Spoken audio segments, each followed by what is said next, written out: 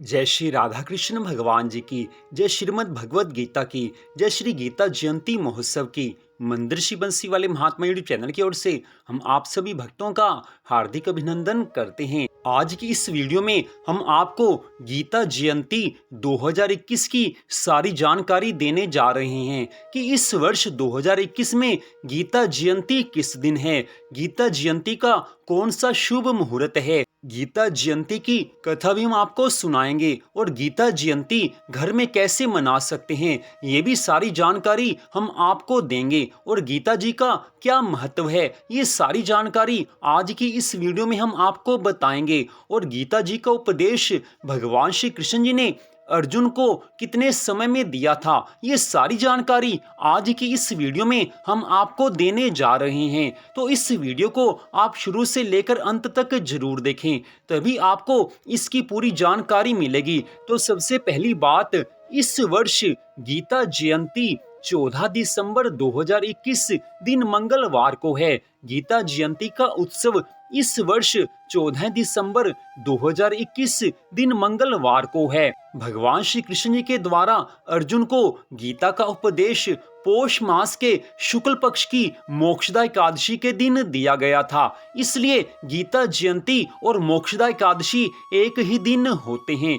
तो गीता जयंती का शुभ मुहूर्त कौन सा है, वो जानकारी हम आपको यहाँ पर दे रहे हैं। गीता जयंती मोक्षदा एकादशी के दिन होती है और पौष मास के शुक्ल पक्ष की मोक्षदा एकादशी इस बार आरंभ होगी 13 दिसंबर सोमवार को रात्रि 9:32 पर और एकादशी तिथि समाप्त होगी 14 दिसंबर 2021 दिन मंगलवार को रात्रि 11:35 पर। इसलिए जो गीता जयंती है वो 14 दिसंबर दिन मंगलवार की है। इसी कारण मोक्षदा एकादशी भी 14 दिसंबर दिन मंगलवार की है। तो जिन्होंने गीता जी का पूजन करना हो तो उसके लिए शुभ मुहूर्त यही है। 14 दिसंबर आप सूर्य उदय होने के पश्चात से लेकर रात्रि तक आप कभी भी गीता जी का पूजन कर सकते हैं। इसके बारे में विस्तार से सारी जानकारी हम आपको गीता जयंती की कथा सुनाने के बाद देंगे। घर में गीता जयंती कैसे मनाई जाती है, सारी जानकारी आपको दी जाएगी। हमारे हिंदू धर्म ग्रंथों में श्रीमद् भगवद गीता को सर्वोच्च स्थान प्राप्त है। श्रीमद् भगवद गीता सर्वशास्त्रमयी है। श्रीमद् भगवद गीता के बारे में एक बड़ी विलक्षण बात यहाँ पर बताई जाती है कि संसार के जितने भी धर्म ग्रंथ हैं उनमें जो ज्ञान की बातें बताई गई हैं वो सब कुछ आपको श्रीमद् भगवद गीता में अवश्य मिलेगा ही मिलेगा, क्योंकि श्रीमद् भगवद गीता में से सारा ज्ञान प्रकट हुआ है। लेकिन ज्ञान की जो बात श्रीमद् भगवद गीता में नहीं है वो संसार के किसी भी धर्म ग्रंथ में नहीं होगी, क्योंकि श्रीमद् भगवद गीता में से सारे धर्म ग्रंथ प्रकट हुए हैं। इसलिए श्रीमद् भगवद गीता को सबसे महत्वपूर्ण माना जाता है और श्रीमद् भगवद गीता में ज्ञान की सभी बातें बताई गई हैं। कोई ऐसा ज्ञान नहीं है जिसके बारे में भगवान श्री कृष्ण जी ने अर्जुन को इस विलक्षण ग्रंथ श्रीमद् भगवद गीता में ना बताया हो। श्रीमद् भगवद गीता में कुल 18 अध्याय हैं और 700 श्लोक हैं। अब हम आपको यहाँ पर श्री गीता जयंती की कथा सुनाने जा रहे हैं, जो कि इस प्रकार है।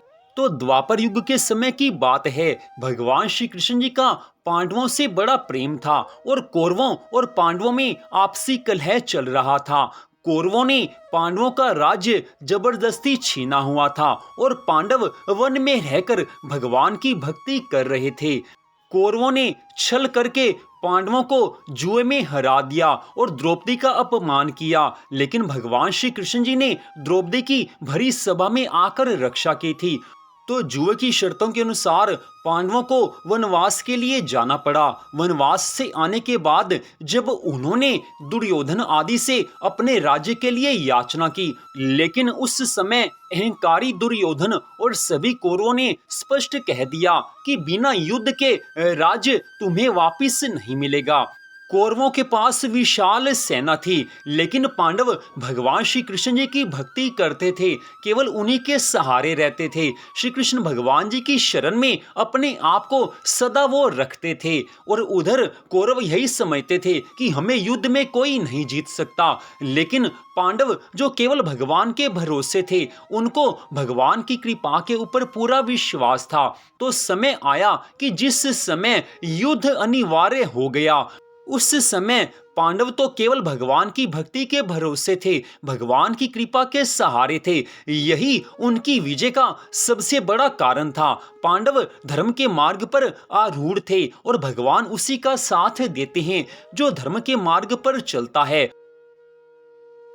तो सब कौरवों ने आपस में मिलकर सलाह की कि भगवान श्री कृष्ण जी से सहायता ली जाए। और इधर पांडव भी अपने मन में ये निश्चय कर चुके थे कि वैसे तो भगवान श्री कृष्ण जी हमारे साथ हैं, लेकिन ये हमारा धर्म बनता है कि हम उनकी शरण में जाकर उनसे युद्ध के लिए सहायता मांगे। तो उस समय पांडवों की ओर से अर्जुन और कौरवों की ओर से दुर्योधन भगवान श्री कृष्ण जी से युद्ध में सहायता मांगने के लिए आए हैं। भगवान ने बड़ी सुंदर लीला की है। जिस समय दुर्योधन भगवान से सहायता मांगने के लिए आया, उस समय भगवान श्री कृष्ण जी सो रहे थे, अर्थात सोने की लीला कर रहे थे। उस समय दुर्योधन आकर भगवान श्री कृष्ण जी के सिर की ओर बैठ जाता है। उसके मन में एक ही बात है कि भगवान जब भी जागेंगे उसी समय मैं सहायता मांग लूंगा। ठीक उसी समय अर्जुन भी भगवान से सहायता मांगने के लिए आ जाता है और देखता है कि भगवान इस समय सो रहे हैं। तो अर्जुन भगवान के चरणों की ओर हाथ जोड़कर खड़ा हो जाता है।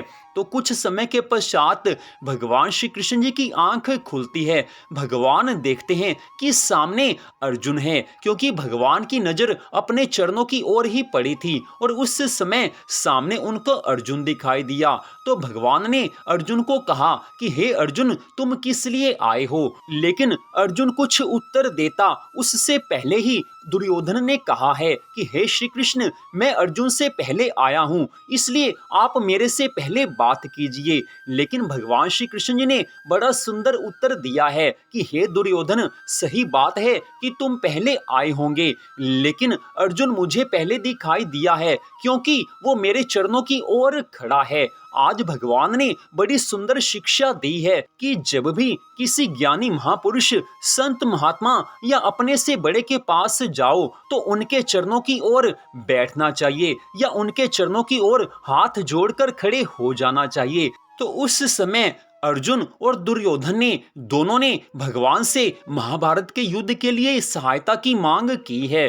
तो भगवान ने कहा कि हे अर्जुन, देखो मैं दोनों की सहायता करूंगा क्योंकि तुम दोनों ही मेरे को प्यारे हो, लेकिन एक और मेरी नारायणी सेना होगी और दूसरी ओर केवल मैं रहूंगा। मैं युद्ध में अस्त्र या शस्त्र नहीं उठाऊंगा। इतनी बात कहकर आज भगवान ने अर्जुन से कहा है कि हे अर्जुन, मैंने तुम्हें पहले देखा है, इसलिए तुम जो चाहो सो मांग लो। तो आज अर्जुन ने भगवान जी के चरणों में नमस्कार किया है और कहा है कि हे प्रभु, मुझे आपकी नारायणी सेना से क्या लेना देना है? हम तो केवल आपको ही चाहते हैं। आप हमारे साथ रहिए, आप हमारे साथ हैं, आपका आशीर्वाद हमारे सिर के ऊपर है, हम आपकी शरण में हैं। इससे बढ़कर हमारे लिए कुछ हो नहीं सकता। हम आपको ही चाहते हैं, आपको ही मांगते हैं। अर्जुन ने जब ये उत्तर दिया, उस समय दुर्योधन का मन प्रसन्न हो गया। वो मुस्कुरा उठा, क्योंकि दुर्योधन तो यही चाहता था कि मुझे तो भगवान से कोई लेना देना नहीं है, मुझे तो श्री कृष्ण की नारायणी सेना ही चाहिए। और अर्जुन के उत्तर के कारण आज नारायणी सेना दुर्योधन को मिल गई है। दुर्योधन आज बहुत प्रसन्न है कि आज हमारी शक्ति पहले से अधिक हो गई है। अब पांडवों को युद्ध में हराना कोई बड़ी बात नहीं है। इतनी बात कहकर अर्जुन और दुर्योधन वहां से वापस आ गए हैं। निश्चित समय पर कुरुक्षेत्र की भूमि पर महाभारत का युद्ध आरंभ होने वाला था। उस समय दोनों ओर की सेनाएं आमने सामने खड़ी थी। भगवान श्री कृष्ण जी इस युद्ध में अर्जुन के सारथी बने हैं, अर्जुन के रथ को चला रहे हैं। भगवान की बड़ी सुंदर लीला है। अपने भक्तों की रक्षा के लिए भगवान सब कुछ कर लेते हैं।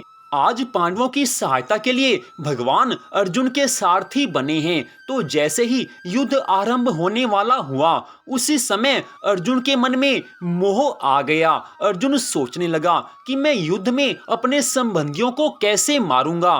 भीष्म पितामह, कुल गुरु द्रोणाचार्य और दुर्योधन आदि अपने भाई बंधुओं को कैसे मारूंगा।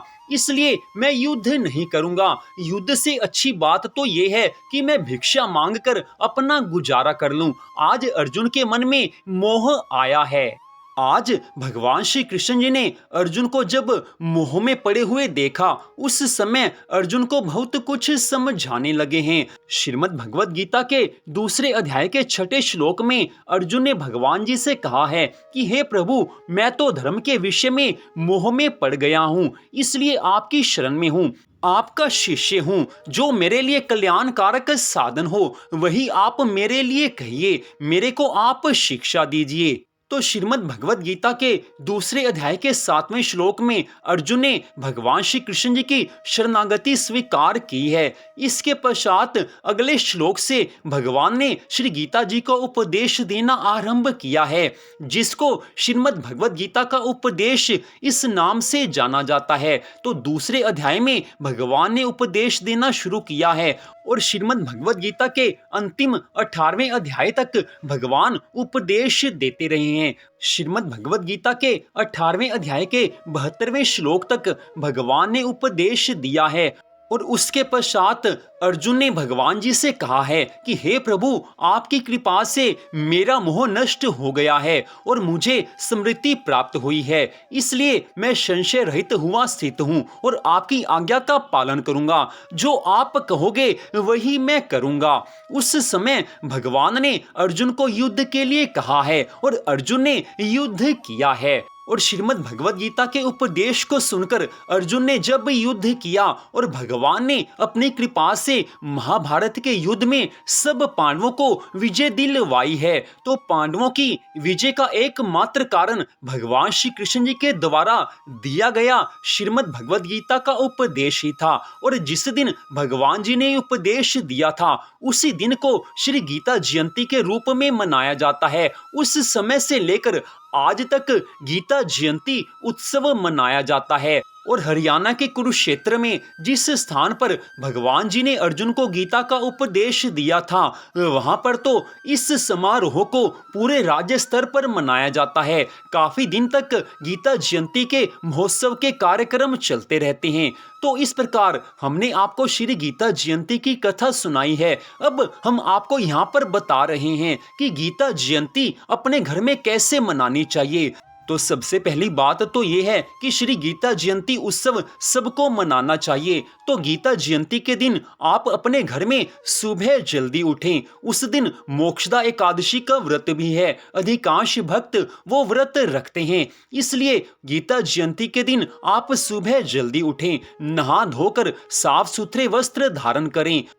तो अपने घर के मंदिर में श्रीमद् भगवद गीता का ग्रंथ रखकर वहां पर सबसे पहले गीता जी का पूजन करें। वहां पर आप दीपक जलाएं। ये ध्यान में रहे कि श्रीमद् भगवद गीता के ग्रंथ के सामने सुबह और शाम दोनों समय दीपक जलाना है।